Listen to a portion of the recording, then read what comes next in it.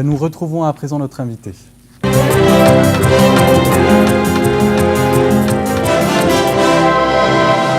Et nous avons le plaisir de recevoir Rassim Benranem. Bonsoir. Bonsoir, merci pour l'invitation. Alors, vous êtes le chef de la délégation algérienne du Forum Rencontre Africa, c'est bien ça? Tout à fait. Un forum qui se tiendra pour sa 3e édition à Paris les 24 et 25 septembre prochains. Et paraît-il, c'est the place to be pour réussir en Afrique. Effectivement, en fait, il fait partie des quelques événements d'affaires importants qui traitent du continent africain.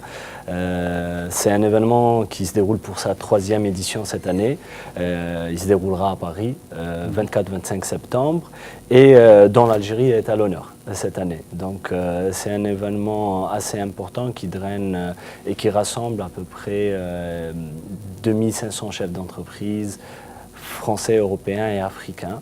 Et donc, de notre point de vue, il est important de l'inscrire dans les agendas d'affaires. Et pourquoi est-ce qu'il se tient à Paris Le sommet est organisé par un groupe français qui accompagne des entreprises dans leur développement à l'international, notamment sur des stratégies export.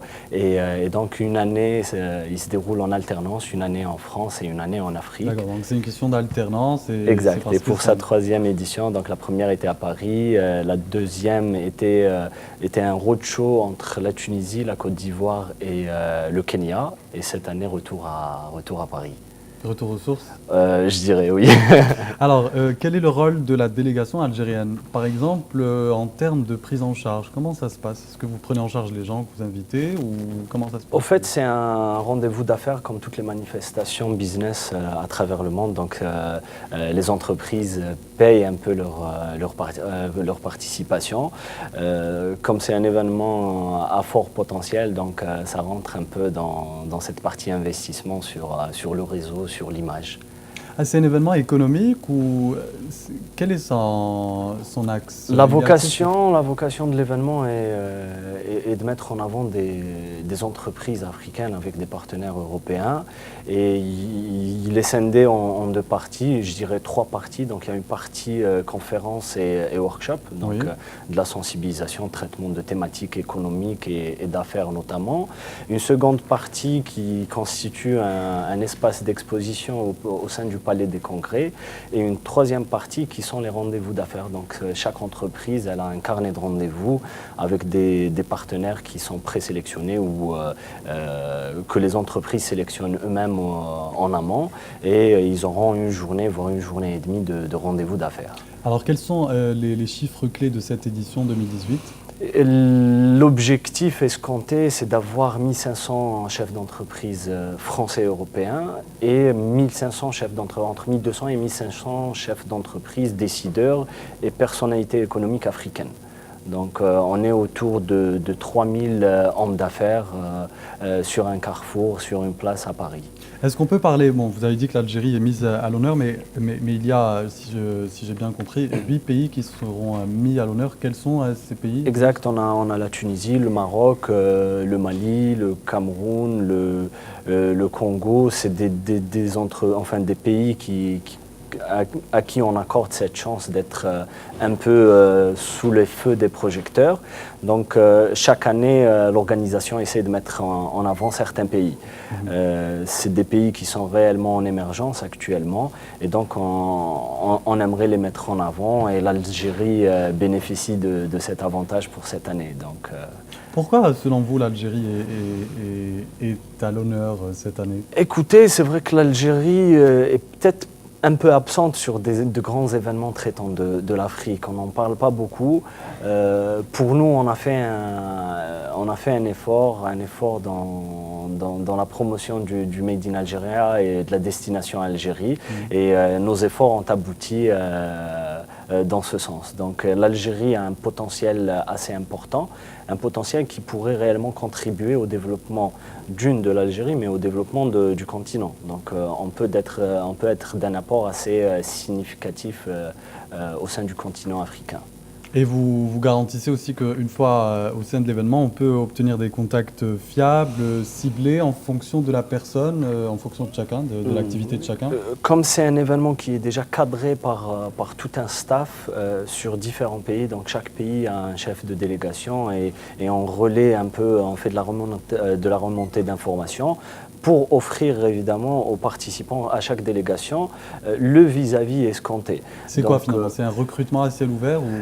C'est un recrutement à ciel ouvert qui est peaufiné au fur et à mesure. Donc, cette année, par exemple, il y a un focus sur 3 secteurs importants. Donc, il y a le secteur de la santé, le secteur du BTP infrastructure et le secteur de l'agriculture et agroalimentaire. Donc, en fonction de ces 3 secteurs, on recrute des entreprises qui veulent se développer à l'international et on essaie de récolter de l'information par rapport aux personnes qui veulent rencontrer réellement. Est-ce qu'ils veulent rencontrer des acheteurs, des distributeurs, des futurs partenaires industriels dans l'optique d'investir dans les régions africaines, région Afrique de l'Ouest ou centrale ou de l'Est. Donc là, votre intervention dans les médias, c'est fait un peu pour lancer un appel aux entreprises? Absolument. L'objectif, c'est d'encourager les entreprises algériennes à aller et à être présentes dans des conférences pareilles. Le potentiel, la demande sur la participation algérienne est importante et on les encourage à être présentes.